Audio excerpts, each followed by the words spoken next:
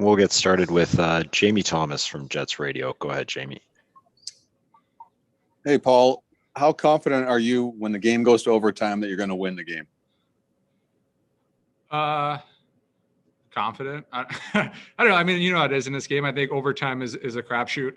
So especially 3-on-3, right? So you might as well go out there and just play aggressive. And, if you want, you could play a 5-minute overtime and not have one chance either way and just sit back. Or, once there's one chance, then you kind of trade chances. And that's, sometimes it's a coach's nightmare or goalie's nightmare. But, for the fan, for the players, it's always fun going 3-on-3, knowing that anytime you're out there, it could end real quick.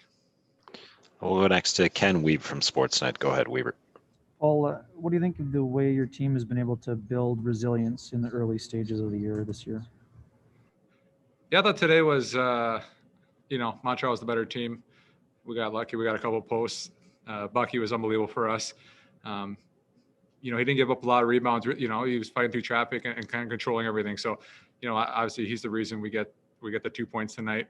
But you're going to have those games like that. And when things aren't going your way, you just got to find a way. And like I said, whether you get a point or whether you get 2 points like that, sometimes you grind those wins out, or sometimes you grind those overtime points out. And tonight was kind of a perfect example of that. We'll go next to Murat Atesh from The Athletic. Go ahead, Murat. Thanks, Gregor. Paul, I just wanted to ask at the other end of the rink. I mean, a lot of the chances you guys gave up were from far away, but it seems like you didn't necessarily generate as much as you normally do tonight. And I'm wondering, from a generation perspective, what wasn't necessarily working? What did Montreal do so well? Yeah, I thought they did a good job of kind of controlling our forwards, not giving up kind of like neutral zone speed. So, I mean, I would have to look, or the coaches had to look at video and tell me if I'm right or not. But I just thought they almost kind of, they wanted us to dump it in, and we didn't. I think we were a little stubborn there, and we tried making plays. And when they're kind of blocked, when they're controlling the neutral zone there, or kind of playing like a zone in neutral zone, there's not a lot of room there. Our D kind of got to skate with the puck, and our forwards got to, sometimes instead of turning all the time, we almost got to stop and just get the puck in and get in. I felt if we ever did get chances, it was kind of off a dump. We got the puck back, and that's when we generated chances. But there wasn't a lot on the rush. There wasn't a lot, like I said, 3-on-2s or 4-on-3s coming, 200 feet all the way. And they did a good job of kind of getting back and really taking away that neutral zone. Just a couple more for Paul. We'll go next to Kelly Moore from CJOB. Go ahead, Kelly. Hey, Paul, you just talked about being a little bit stubborn at times with what Montreal was preventing you from doing.